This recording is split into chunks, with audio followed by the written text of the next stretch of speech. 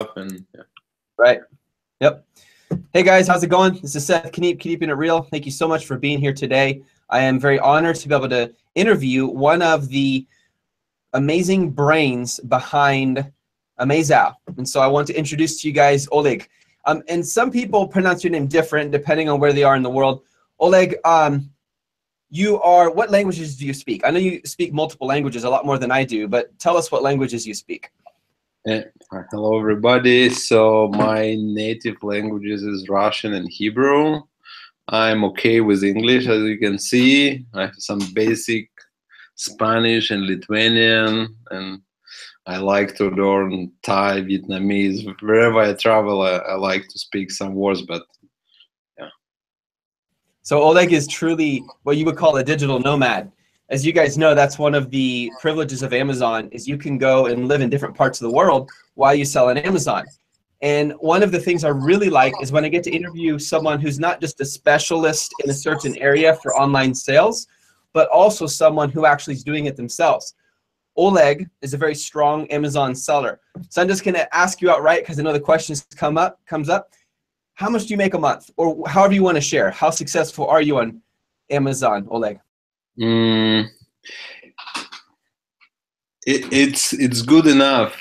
I'm really happy with the numbers I get, and I switched to Amazon when I quit my previous job almost 2 years ago. So I was looking something that will help me to travel, because I like to travel, and I need something totally remote and something that will not take too much of my time. So, and dreams came true. So it's working, and it's not. I can still we just maybe less than a year in real sales. So I cannot give you exactly monthly revenue because it's jumping and out of stock and all of the stuff. But some days I make 1,300, some days 2,000 a day, and it's jumps and days of the weeks, and out of stock is my biggest enemy. So yeah, which is a really good problem to have. I mean, it's a problem, but it's a good problem. If you're running out of stock, that's a sign you're selling well. So anywhere from 1,300 to 2,000 a day, that is not bad. That's very good. Now, can you tell me what are all the countries that you've been able to visit to and live in because of your online job with Amazon? Like, I know you've been many places in the world, and Oleg, could you talk about that a little bit? And I would also love, just really quick before we jump in, to hear about the kite surfing that you do. Yeah. So the Amazon for me is a kind of a tool to do what I want to do. So my biggest hobby is kite surfing. I hope you know what this is. So it's like jumping in the air with this small parachute and board on the beaches. So I'm traveling mostly on the wind spots around. So it's Thailand, Vietnam. We've been Bali last year, and now I'm in Lithuania. It's Eastern Europe, cold but very windy place. And sometimes I go to visit my parents in Israel. Yeah. Very nice. That's awesome. So he is able to be with his family and live in different places around the world because of selling on Amazon. And again, as I've said to you guys many times, in my humble opinion, Amazon is the easiest, fastest way to make money online passively. What I mean by that is you don't only make money when you're working, you make money while you're sleeping. And that's really nice. How many jobs do you know that will pay you 1,300 to 2,000 a day? Even if that was 50% profit, how many jobs will do that?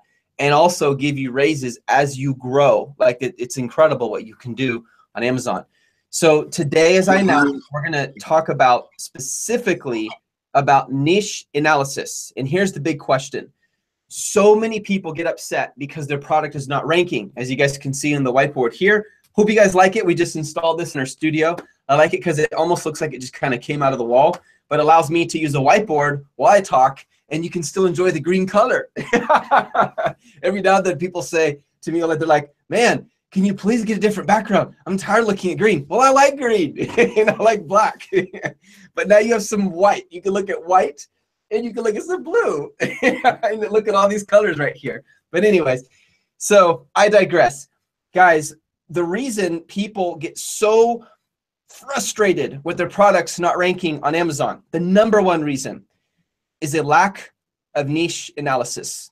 They're not actually researching the niche. They're focusing on the product, but they're not thinking about the niche. And so if Oleg is strong in anything, and there's numerous things he's very good at, this is one of them.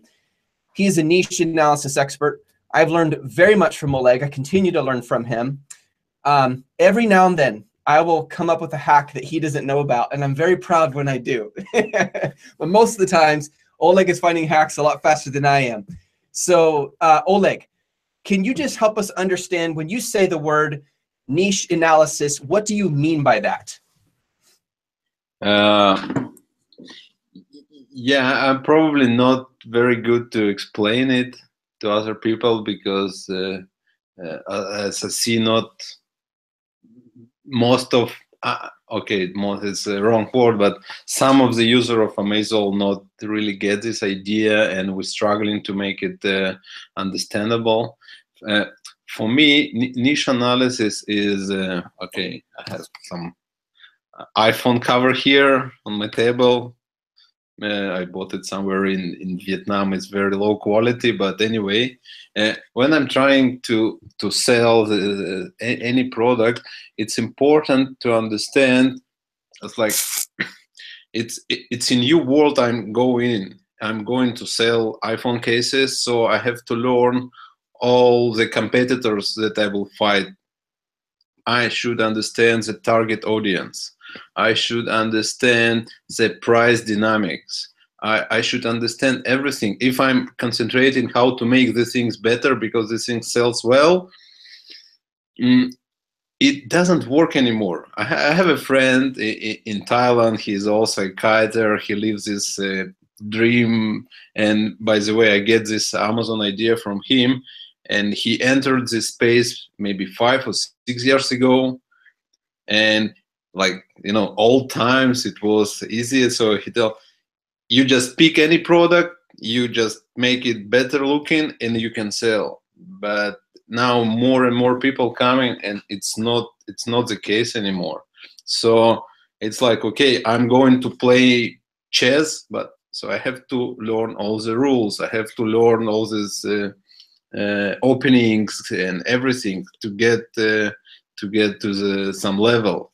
So this is like I'm entering the new game. So this is a niche, and I should learn it. And this is why we tried to make it in AmazeOwl, the tool that helped me. So I'm using it for myself, and actually we developed it for like a home project for my Amazon business. So we started with this idea to make the tool I want to use myself.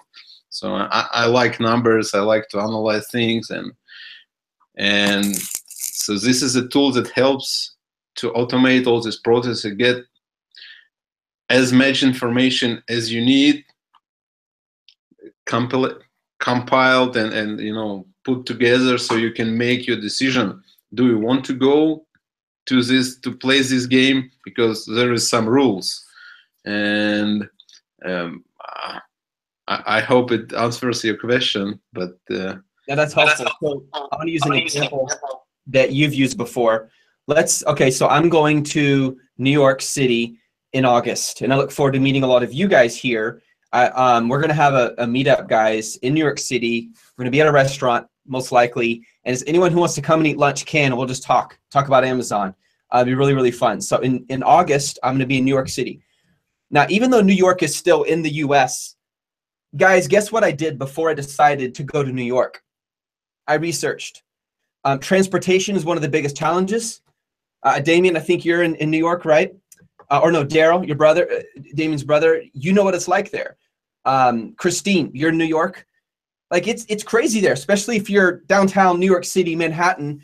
Do you use the subway? Do you use a taxi cab? You know, can I get an Uber or Lyft? Like there's all these different things you got to figure out before we go. so I can be prepared. I need to understand the market of New York. Not that I'm selling anything, but I need to understand what it's like so I can live there. So this makes total sense to me, Oleg, because when I started, I thought the same way years ago. I would just find a product, make mine better, and start to sell it. But over time, I noticed, wait a minute, someone else is beating me, then someone else, then someone else. And all of a sudden, what am I doing? I realized I was focused on the product. I'm sharing this because this is one of my top competitors, Teltronics. They do Bluetooth speakers. They're very good. I study my competitors. I try to understand what they're doing and how they're doing it, not just the product, but their strategy. And when you understand the strategy, you can out-strategize your competitors. When you understand the market, you're not looking at a Bluetooth speaker, you're looking at the Bluetooth speaker world, and you know the world. You walk into the world, you look at the ceiling and the walls, and you understand the colors and the culture and the prices and the problems. You understand the customer. People who buy this versus people who buy a cell phone case are not necessarily the same mindset when they buy it. So what we're going to do, guys, we're going to go straight right now. We're going to go straight into doing it. So I'm going to share my screen, and Oleg, I want you to guide me on niche analysis, and we're going to take right now the most trending one out there, and that is the fidget spinner, which I personally detest, but I'm still going to do it because I think everyone can relate to it. And I will have to say, Oleg, we have several people who have written things in Hebrew, and even though I took Hebrew in school, and I know that some of the alphabet, Aleph, Beth, Gimel, Daleth, Vav, Zayin, Heth, I like to show off what little Hebrew I know. And it's very interesting because I guess the word hello or goodbye in Hebrew is like a mixture of English and the Arabian. It's pretty crazy. I have to open the YouTube channel to see the chat because I don't see any chat. Yeah, you have to open it. Just make sure you mute it. Okay. Yeah, I mean, you don't have to. It's totally up to you, man. But I think some people were saying hello to you in Hebrew. And then we have some people speaking in Russian. So my very limited language ability is going to become very obvious here. I'll need your help. Okay, so guys, here we go. We're going to go through this step by step. I'm going to share my screen, and Oleg, you tell me what to do. We're going to show you how to do it. You guys ready? Okay, give me 1 second, guys. I'm going to share my screen, and we'll get started right now. And I already pulled up fidget spinner just to be prepared so we don't have to spend any time. Today is not about finding a product. It's about understanding a niche analysis. Let me know when you can see my screen, Oleg. Yeah, I can see it. Okay, great. All right. So Oleg, I went ahead, I searched fidget spinner. I have it pulled up here in AmazeOwl. By the way, Oleg, you should check out AmazeOwl. It's a really cool tool. I think you would like it.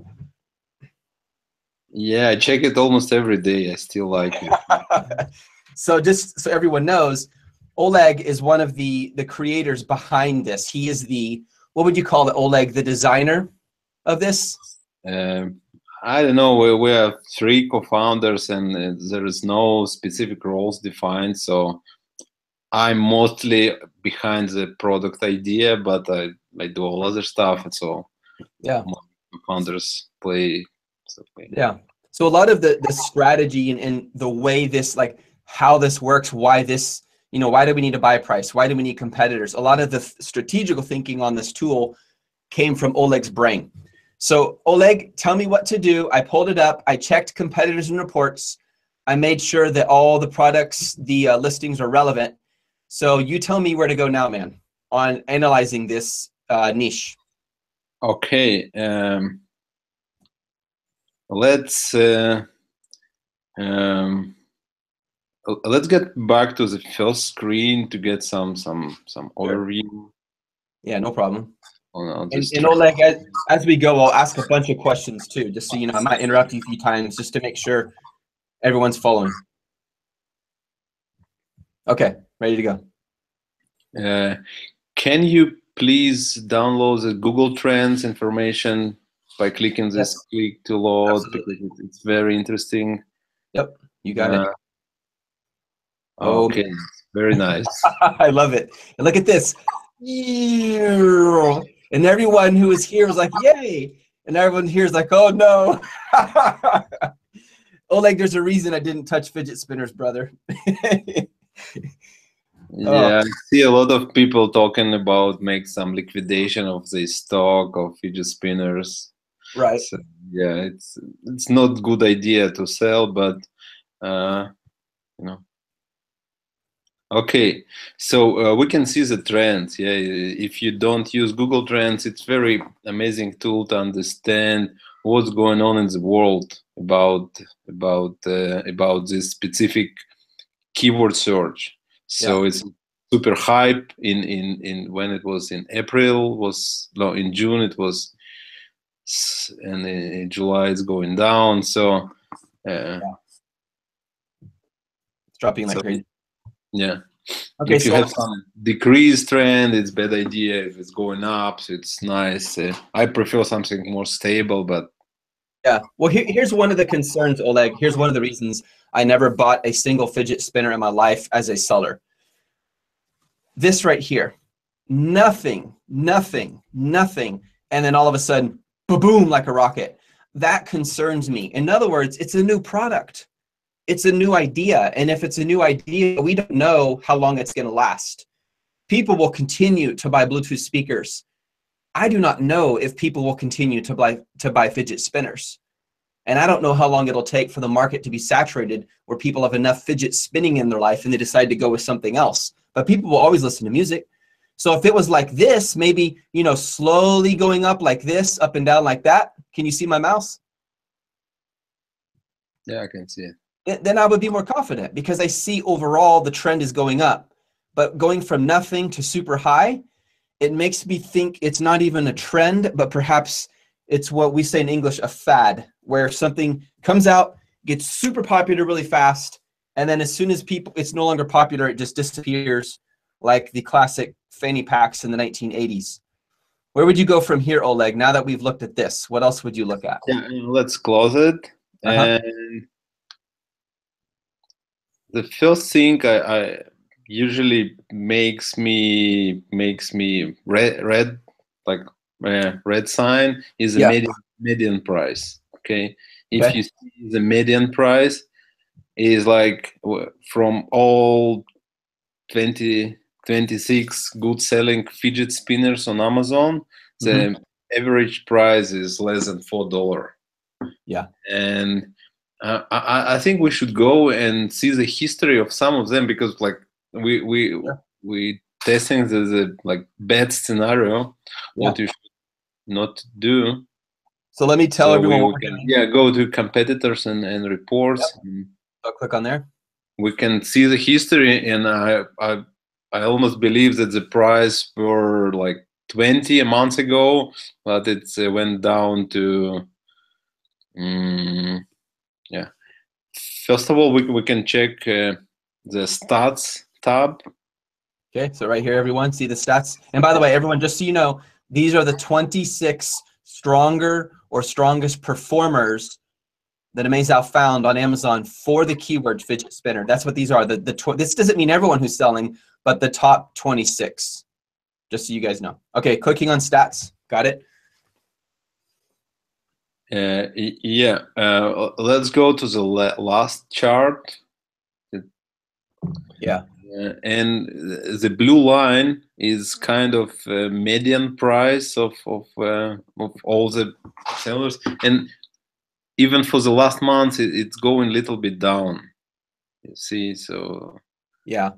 Yeah, I see. So when it like basically, so over here, it's $5, and I can see it's above or at or a little below and down right there, $5. And guys, by median, he means of all the competitors, the middle one. So if you line them all up from the one who is selling for the least to the one who's selling for the most, the middle competitor is this one right here, $5. Now, I know this is a very rhetorical question, but why am I not interested in a product that is selling for $5, Oleg? even if you can find it in production for 10 cent and shipments, so your landing cost will be very low. Mm-hmm. You still will pay a lot of Amazon fees and Mm-hmm. everything, and PPC, so you need some margin. Yeah. Okay. And another thing that is important to, you can see here, is the price histogram, one chart above. Yeah, right here. So you see, most of the sellers is below 3.5. Right here. Yeah. Stocked up. Yeah, some of them 3.5, and others they like overpriced. So probably. Yeah. So this is something like very bad. So you need to understand when you enter this market, for example, you have your production and very cheap and shipment very cheap, but you will have to price even lower than the most sellers in the beginning, because you don't have your reviews, you don't have your sellers feedback, your social proof is very low, so you Right. better price yourself even lower, but there is no place for lower. Yeah. Yeah. Yeah. Let me show everyone something real quick to make sure they understand this chart. So everyone, each of these blue lines represents one of the 26 top competitors that we found. Each of these blue lines. See that? So every time I hover, it's showing you the name. Like this one is D Joy Tri-Spinner. That's one of the sellers by Starry Sky. And it's showing you the price over here. This is $12. This is $0. So as you can see, almost half of them are selling between $0 and $3.50. And then another almost half are selling between $3.50 and, I'm sorry guys, these are the number of products. My apologies. This is the number of products. This is the price done here. So I can see half of them are selling between $0 and $3.50. Another almost half between $3.50 and $7. So the majority, what this tells me, Oleg, is people are willing to spend around up to $7 on a fidget spinner. Most people are not going to spend $20 on a fidget spinner. Now, I'm going to jump back real quick to the screen because I want to share something really quick that I think is super important. And we talk about this a lot on our team in Just One Dime. Let me use a speaker as an example. If I notice that all the competitors are selling speakers, and let's say their price is around, $40 for a Bluetooth speaker, for, a mid to low grade speaker, not a high end speaker. I can sell mine for more if I add value to it. For example, I can bundle it with some extra things, maybe a remote control, maybe some cables to hook up to different things. I can increase the value. I can increase the perceived value through the packaging and things like that. So I can charge more doing that. But what's going against that at the same time, there's like a boundary. I can only go so far. Is people in their mind are only going to spend so much on a product based on its type. So for example, if I was selling you a Lamborghini car, your mindset's already in the $20,000 range. But if I'm selling you a single nail, you're not thinking $20,000, you're thinking 5 cents. So in people's minds, there's a boundary as far as how much they're willing to spend on a product. There's like this category. And you can bring your product to the higher end, but there is a ceiling. You can't do that infinitely. I'm not going to sell a fidget spinner for $50, no matter how badass the colors are and the design and everything I add. There's no way in the world someone's going to spend $50 on a fidget spinner unless they're like totally obsessed with these toys or they're a little crazy in the head. So back to your first point, Oleg, when you study market analysis, you have to understand the price range. And I'm actually, if you want to change this to something different, tell me, Oleg, but this is coming to my mind right now. So I'm going to say right here,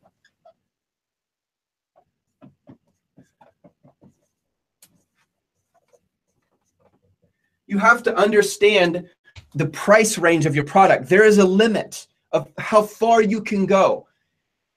That by looking at a single listing on Amazon. You don't know that. That's why you have to study the competitors. Find out who's selling it for the most. Find out who's selling it for the least. Now you can work within those parameters and have an idea of what you might get for it. Anything you want to add to that? Oleg, what are your thoughts, man? Yeah, you're absolutely right. And I would add the time dimension to everything. It's very important to see this price range in the time, because I'm sure if we can go for some of fidget spinners, for good sellers, we can see that 2 months ago they've been priced even much better, but the price going down. So when I start the production of my products, I'm keep checking the niche every day to see what's going on with my competitors, because it's like it takes sometimes few months to go from idea to implementation, and things change. So you should keep your hand on the pulse. And is this where I'm going to look at the price history, Oleg? Yeah, this is price history for the whole niche. Okay. I suggest we can go and see some of the competitors, some of the big ones. And everyone, what I'm doing is you want me to click on this one here, Oleg? Even before we can see this guy, his price is 2.2, and we can see this my green 63%. Just right to the 2.2. Oh, right here. Yeah, got it. Yeah. This is a price change. So 6 days ago, he was selling it for $6, but That's now terrible. he's selling it for 2.2. So if we can, no, I'm going to jump in because they can't see the screen when you're talking. So I just want to say something so they have a chance to look at it. Because what happens when you talk, they see you. When I talk, they see the screen. What he's referring to, everyone, look, when I hover that, watch. 6 days ago, this fidget spinner was selling for $6. So if in 6 days it had to drop to $2 in order to rank, and obviously this is the highest ranking because these are ranked by BSR. See that, guys? You can sort these however you want. Right now, the top one, and let me get rid of that. It won't let me get rid of it. There we go. Oh, sorry, guys. Hold on. I'll do it again. Okay. Right now, the top one is the highest ranking, but to get it ranking, he had to drop it to an insanely low price, $2.02, which means he's basically paying Amazon to sell it. Amazon's making money. He's making nothing. Anything below $5, you're pretty much making nothing because the fees are always going to be around a minimum of about $5 or just under that. All right, back to you, Oleg.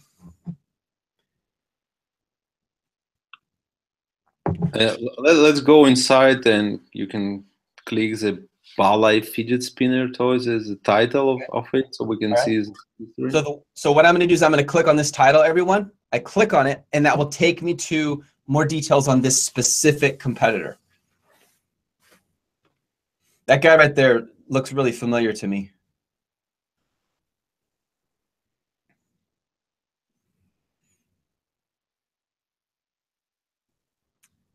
All right, take us away, Oleg. Let's go to this price history chart. Okay.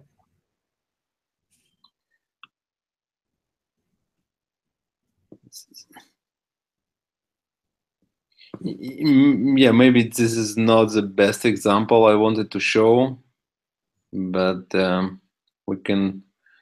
you can see the guys playing with the price a lot. So it's, yeah, look at right here. What I noticed when I hover over here, Oleg, like each time I get to a data point, over here it shows the price. So if I hover here, right there it said 323. So I can see and the date what price changes it had. So it was high, it dropped down, it got a lot lower, and now it's just crazy. It's the sellers all over the. I mean, what do you think of that, Oleg? When the price is going up and down dramatically, what does that tell you about the seller and about the market? It's if somebody play with the price and think that probably they know what they're doing, because price is one of the easiest things that you can change in your listing and get some updates. But when I have some background in hospitality environment, whereas some hotels in Las Vegas, they update the prices for rooms like 6-7 times a day. Wow. So they do this revenue management and pricing wars. So if you know what you do, you can do very smart things.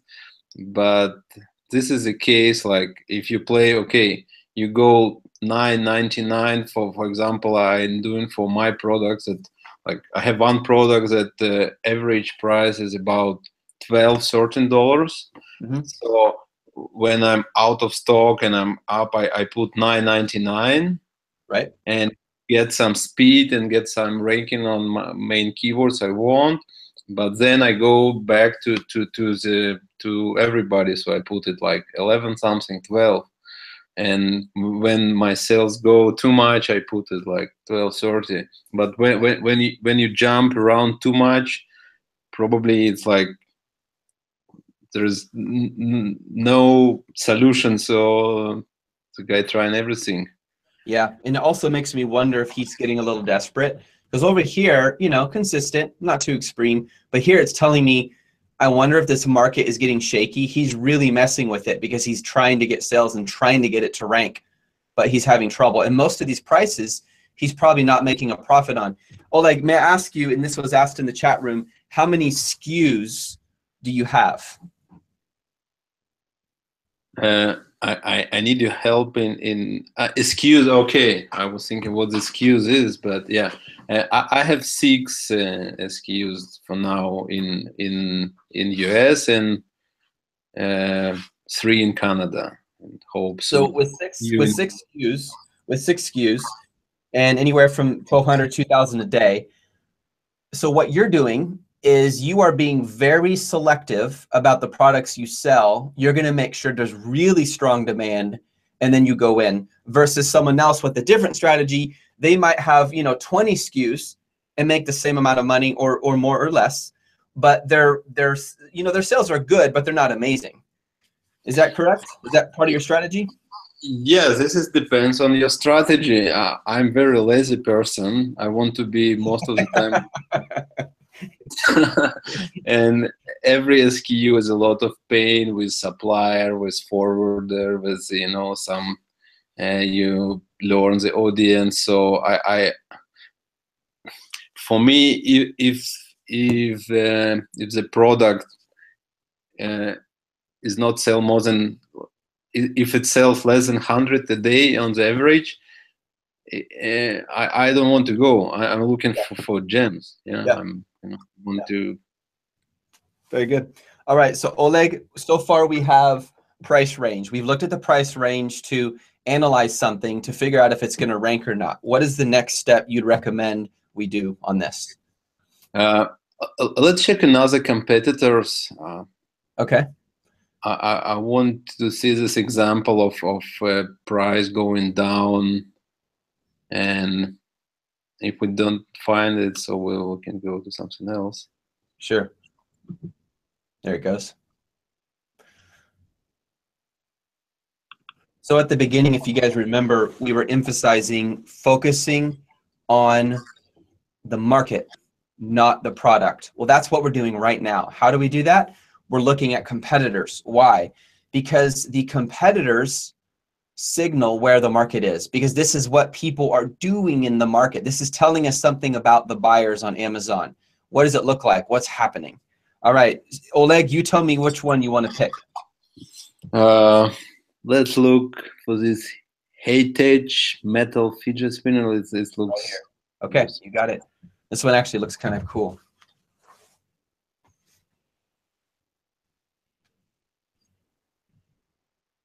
All right. What do you think, Oleg?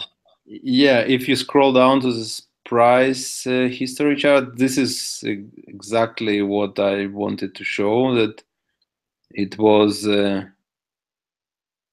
like 15 in the May, and go down, down, down, and now it's less than a 5. So everyone see the screen, everyone? 15 up here. If you look to the right, you can see right over here, it'll say 1488. Watch, as I move along, and you can also just see by the chart itself, all the way down to 5. And this is interesting to me, Oleg. So June 24th, right here, selling at $4.23. If I go back to the beginning of this, we're at May 13. So we're looking at about a month and a week and a half. So about 5.5 weeks. In 5.5 weeks, it went selling from $15 to $5. So what is that telling us about the market? For me, this is a precise sign of an oversaturated market. So go away. Yeah, leave it. Don't look at it.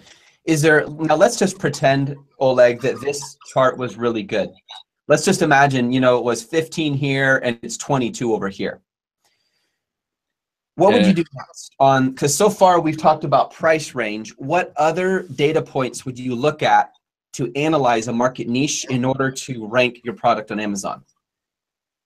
Yeah, if we're talking about this price range, so consistency is very important. If I see this, the big sellers, they keep the price, or it's going a little bit down, even so it was 22 months ago and still 22, and the base SAR is still good.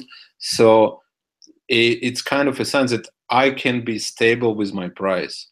Right. If I see that the price going down from 22 to 20 in 1 month, I can think that, okay, in the next month it will be 18, and in 3 months it will be maybe 15. So the trends is also important. So yeah, as I mentioned before, when you start as a newcomer in the niche and you want to gain your keywords, I suggest to put the price like as low as you can for short period of time. This is what I do. I put it like almost zero margin. But then you can, because Amazon, it's my understanding, I'm not living in the US, so I'm not buying on Amazon too much, only when I go to US. And I think Amazon is not a luxury shop. Okay, many people, they're okay to get something cheap, so get something deal. This is my understanding of the Amazon users. So putting the price on the low limit of this range, you can rank quite fast. Yeah. Have you, Oleg, we've run into some issues with losing the buy box when we have dramatic price changes. Have you run into that at all? And I'm referring to the Amazon FBA price, a dramatic shift, all of a sudden someone raising it $5 or $10, and boom, they lost the buy box. What are your thoughts on that? I think all the changes should be very small and granular and planned in advance, so you not do like the previous guy every day changing back and forth. Right. And I do brand registry and I do trademarks, so I'm fighting hard with hijackers. So yeah, buy box is not really my problem. Good. Yeah. So just when diamond people who are here today, you heard it from Oleg. When you make price changes, make sure they are slight and small. Okay, so Oleg, so far we've covered price range. What else would you look at when you're researching doing a niche analysis? What other things should we consider? The other thing, as I mentioned, is consistency. Okay. Because, and where do I go in AmazeOwl to look for consistency? Go up and you can hit the tracked product fidget spinner in the top top bar. Up here, right here? Yeah, this one. Okay. All right, going back. Who is this Brian Harrington? Is this your nickname? He is someone who did market research for us. So yeah. Okay. So if you go to the stats tab here. Stats, got it. And we have this price histogram and price chart, price history chart. This is where you can understand the consistency and you know how the market is is divided to segments. Like cheap, usually you have this bump, you have few with low price, most in some price range. I'm talking about this price histogram chart. Usually there's this called, I'm not sure about the English terms, this is like bump distribution chart. So you have one bump in the middle and few with low price and some overpriced. Yeah, but from the price history chart, you can see the consistency. So this fidget spinner is quite consistent, but it's too low. Okay, so consistency. Now, when you look at consistency, are you looking for any other things for consistency other than price? Like what other things are we looking for to do a niche analysis other than price? Something different than price. Yeah, this is something what I really do. I'm checking it. All my niches that I'm selling, I'm checking daily, and the product I'm in research or in production, I'm also checking daily, and I'm see of the newcomers coming. So if coming too many every day, I have 5 newcomers with same customization. Okay, so is the place I'm looking for that going to be, let me see here. What is the fastest way to get back to this tracked product other than clicking here? Is there a better way? If I just want to look at this one, but the other screen where it shows all the information, what's the fastest way to get there? Like, which one do you mean? Okay, so so I'm looking at all the competitors right now, but I want to get back to the screen that shows the tracked product itself. You know what I mean? Not each competitor, but all of them together. Do I just click here? Is that the fastest way, or is there a quicker way? Do you understand what I'm saying?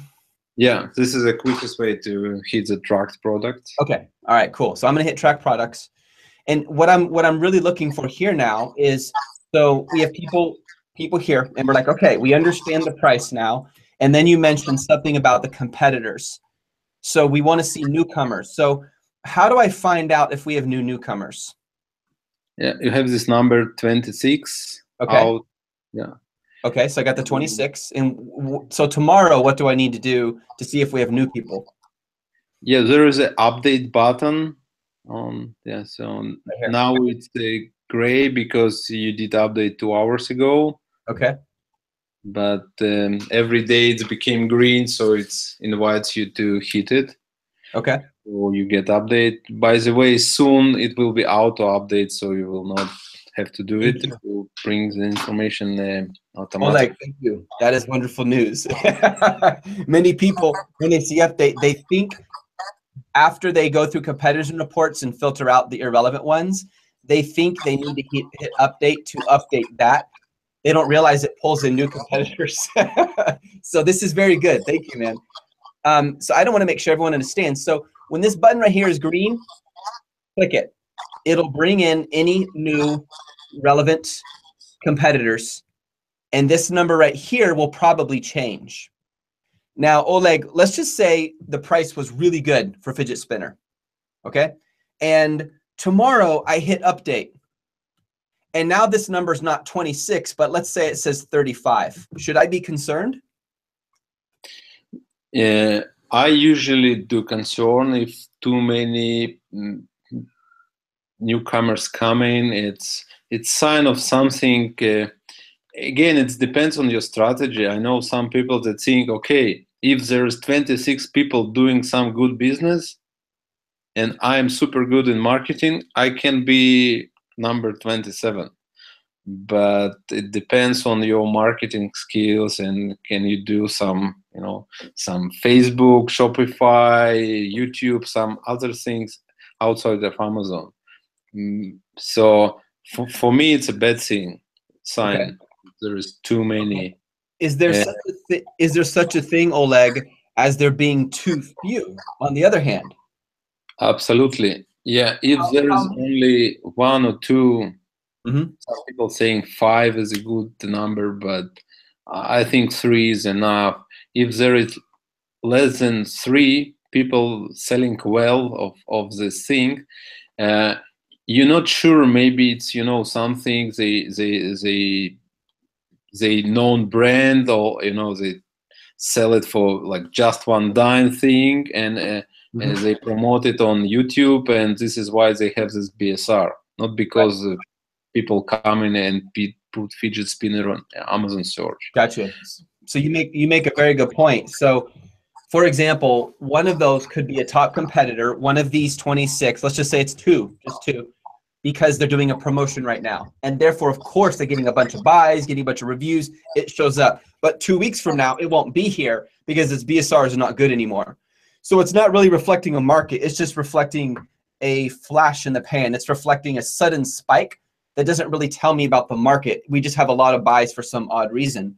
So that makes sense. So what I'm going to do, let me jump back here, Oleg, is can you see me right now? Yeah.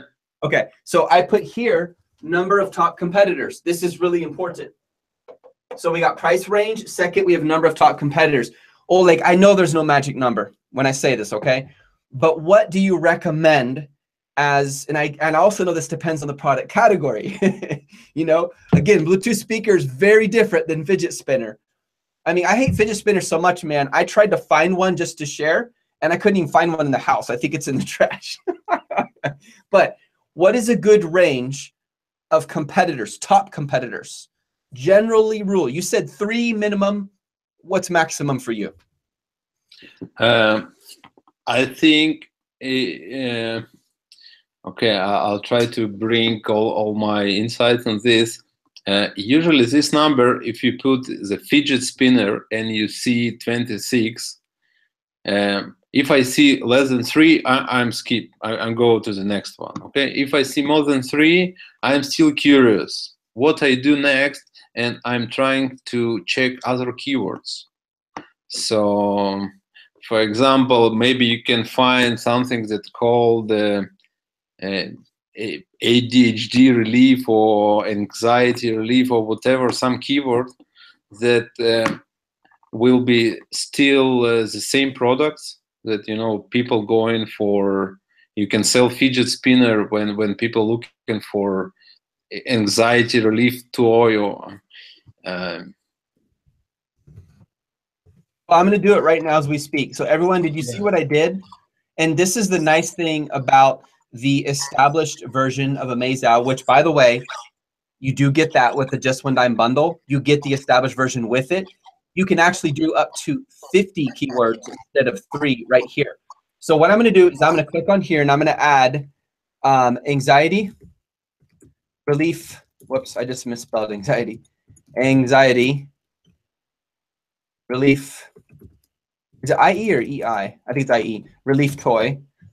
And I'm going to hit create. So what this is doing, you guys, is it's helping me understand a different keyword for the same niche. Because some people in California, they might type in fidget spinner.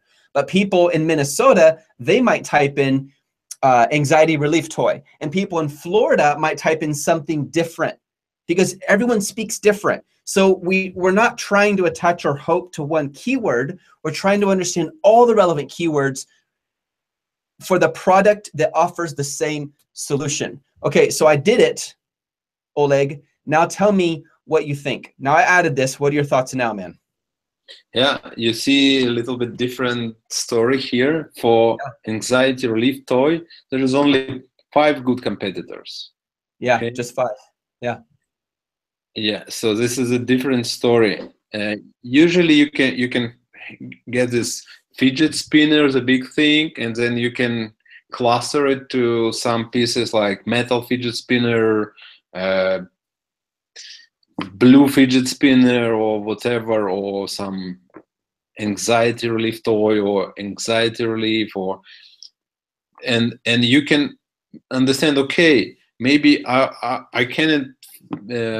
And you see the median price for anxiety relief toy is 9. It's not $397. Yeah. So Oleg, if I'm thinking about selling these, should I be adding this keyword and this keyword and looking at all of the? So should I consider now we actually have 31 competitors? Should I add these 2, or should I not? The system already do it for you, and you see 30 strong competitors up in the. Oh, right here. Gotcha. Yes. Okay. Yep. So one is in both. You can find one of them in both of the keywords, and yeah. Got it. Okay. So we've really expanded. So are you nervous? Let's just imagine the price was good. Would you be nervous with the number 30? Is that too high? I know it depends on a lot of factors. I understand that. But as a general rule of thumb, when do you get nervous at the number of competitors for different keywords, not just one keyword? I'm not get nervous at all. You're too laid back, man. You don't get nervous about anything, do you? I'm trying not to. Again, for example, if I sell some bike seats, okay? Right. Or, Okay. bike seats, pouch or bike seats bag, okay? Yep. One of the keywords I will research is a bike seat bag, okay? And maybe there's like 5 competitors. Then I go to bike seats. There is all of other things that not related to my product at all, but they still show up here some way. Right. And then, but I still want, when somebody put bike seats, I want to be on page 1 with my back seat bag, okay? Right.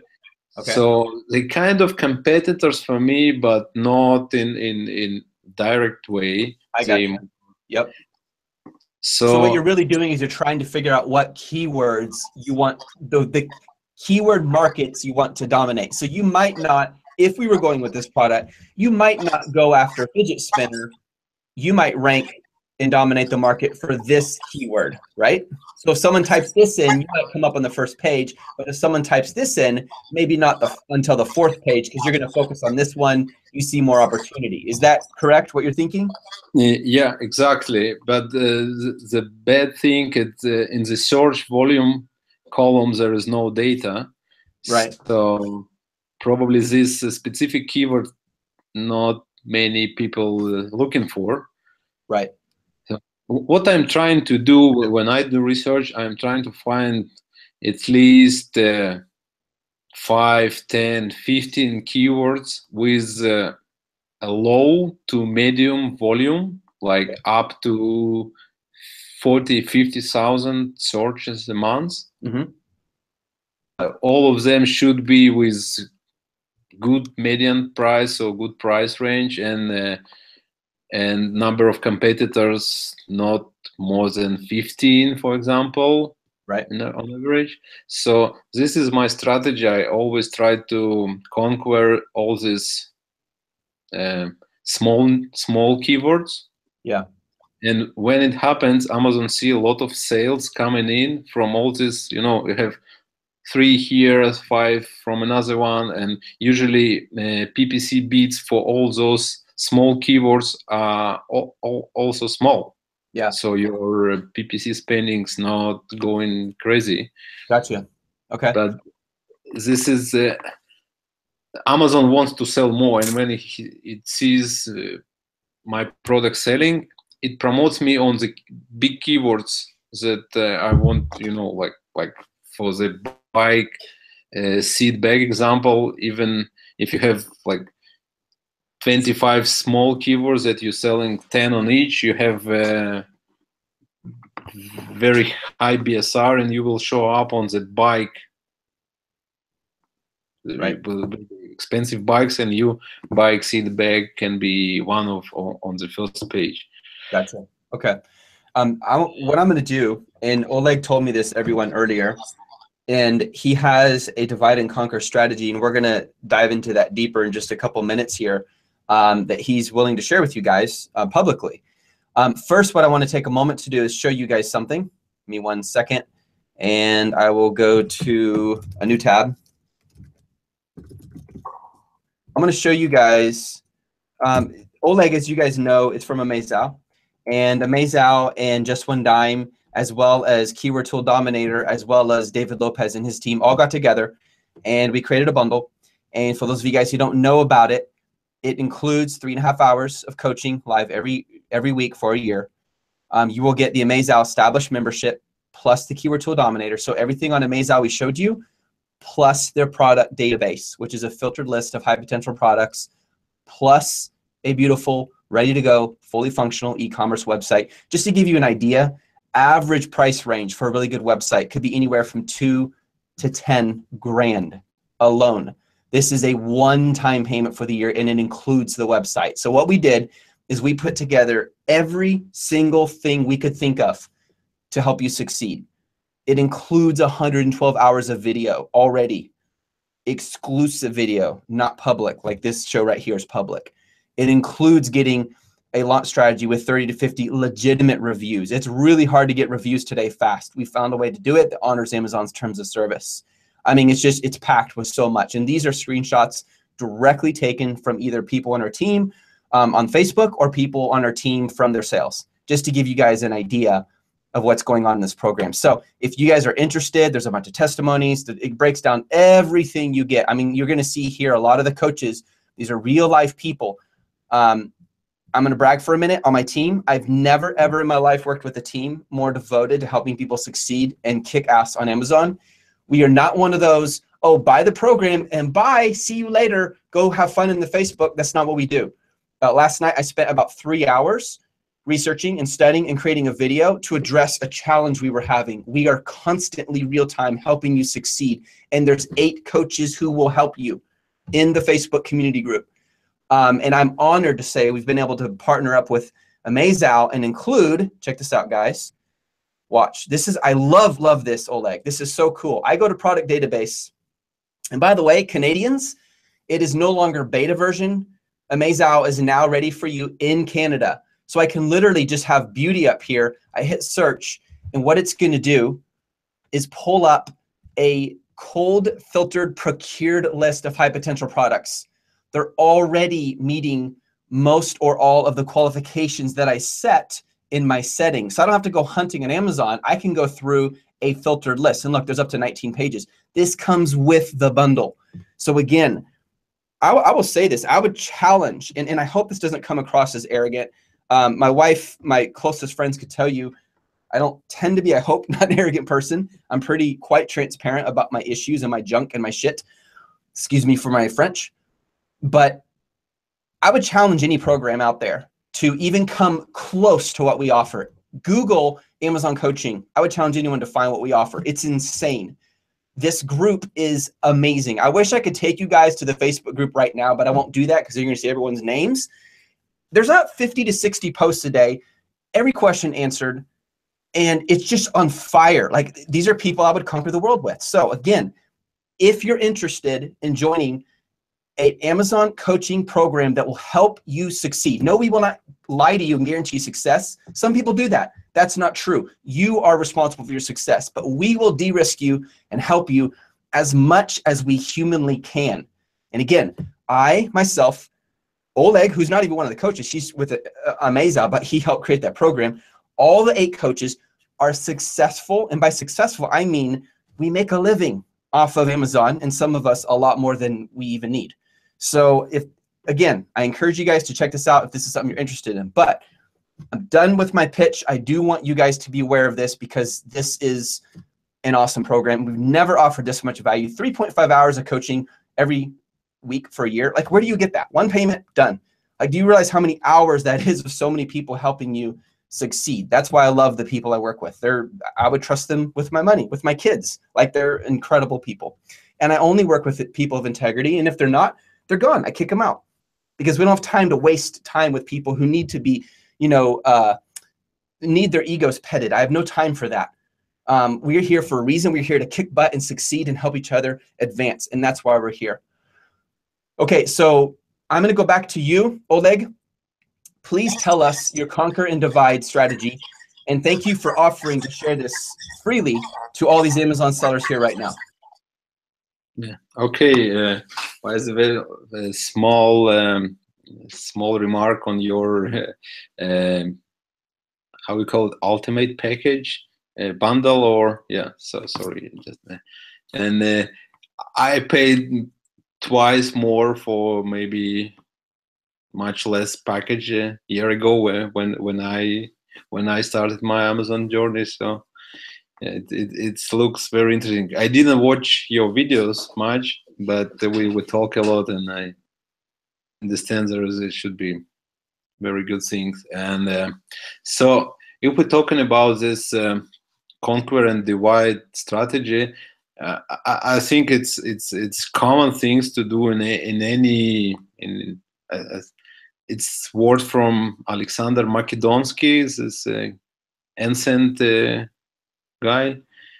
So basically, my strategy is in SEO. They call it long tail, and so probably we can call the same in Amazon. So I'm trying to figure out.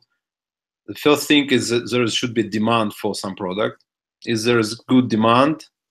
Like you can put it on your whiteboard, because this is number one. Is there is no demand on Amazon for this niche? There is nothing to do.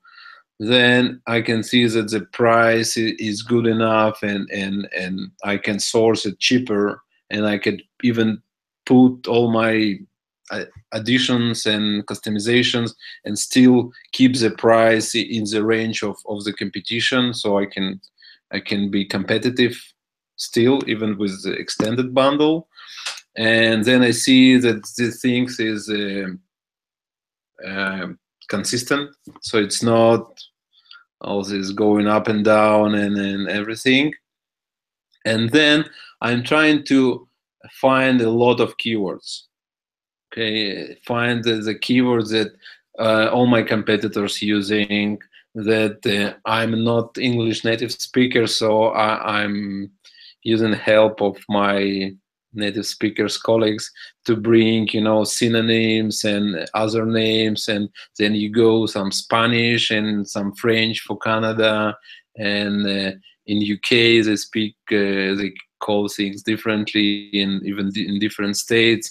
So and I'm going one by one and see where I want to start.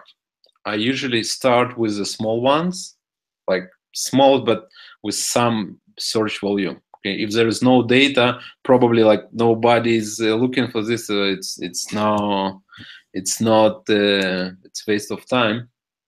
But the easiest thing to discover all the things is to use your automatic PPC campaign. So if you put like all your crazy ideas about keywords in search terms and start your automatic campaign, you can see some numbers. You can see that what shows up, and you see your CTR, etc., etc.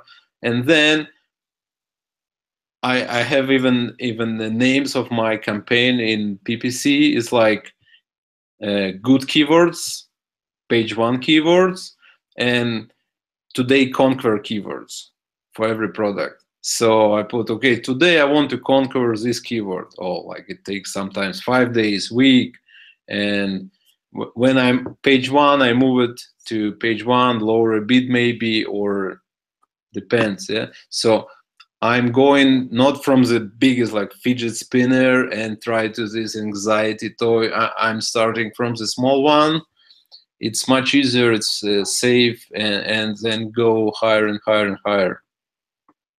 Okay, and another thing that I find is working quite well is if somebody buy it for the specific keyword and give you a 5-star review, it's super cool. Yeah, but it's not easy to do now when you cannot not allowed to make all this incentive reviews. Still, you can play with Facebook. This is what I'm learning now, how to make all this Facebook campaigns to bring traffic for some specific keyword URL and make people happy. So with some discounts, they will make reviews. So this brings the keyword ranking very fast. I cannot say the exact numbers, but I see if I get some reviews on the specific keyword, my ranking stays on page one even after months of out of stock. I just find it out last week with one product. we had a lot of good reviews for specific keyword, quite big one, and it's still on page 1 after out of stock for a month. That's amazing. Mm. That's Yeah. really cool. So I just I'm want learning how to to live recap. without a stock. I want to recap this really quick, guys. What we have so far. Tell me if I'm missing anything, Oleg. First of all, know your price range. You must know your price range. Understand the lowest and the highest you might be able to sell it for. If the majority of them are too low, don't go with it. Remember, Oleg's making money off a $12 product. That should tell you something. I'm making money off a product that's a little lower than $12, so keep that in mind. Number 2, number of top competitors. You need to know how many there are. So according to Oleg, don't go lower than 3. Once you start getting close to 20, even more than 15, you should be more hesitant. Number 3, conquer the small keywords. Don't always go for the big keywords. So if you're trying to sell Bluetooth speaker, and I know this so well because this industry is freaking competitive, Bluetooth speaker is very expensive. But waterproof Bluetooth speaker, by the way, if I drop this competitor in the water, they won't work anymore. Sorry, I just had to say that. But if you're going for waterproof Bluetooth speaker, that's a smaller keyword. It's long tail, more niche down. It's easier to conquer that word than Bluetooth speaker. And then number 4, gain reviews. And I will have to say, our Just One Dime team, we have found a way to make that happen legitimately, very quickly. From your launch to the end of your launch, within about 2 weeks, you can have anywhere easily from 30 to 50, even more reviews, depending on how well you do the launch, very fast. So anything else, Oleg, you would add to this before I close this up? One more thing, maybe it's important to all, probably you also know, and there is a new opt-out feature for Amazon customers, so they can opt out all these seller emails, and it's my opening range ratio for the emails I send to customers is going down very fast. So from the new batches, we started to put very nice inserts with some valuable information like instructions, what to do, and then this invitation for review. So it's like, and I already see it's working. Nice. And probably we'll try different options, but so reviews, it's harder to get the reviews now. So the value of every review is going more and more and more and more important. Yeah. So it's golden. And I want to give some encouragement to people out there selling. David Lopez, one of the coaches from our team, shared this the other day, and he is so spot on. He said, you guys, when you see a competitor and maybe they have 500 reviews or 200 reviews, people don't just buy because of the number of reviews. They buy because of the quality. And I just read an article the other day. I don't know how accurate it is, but based on my experience, it's accurate. The quality of the review is a higher algorithm ranking than the number of reviews. So what you need is social proof. So if your product has 30 raving reviews, that's much more powerful than someone else who has 100 reviews, but they're 4-star.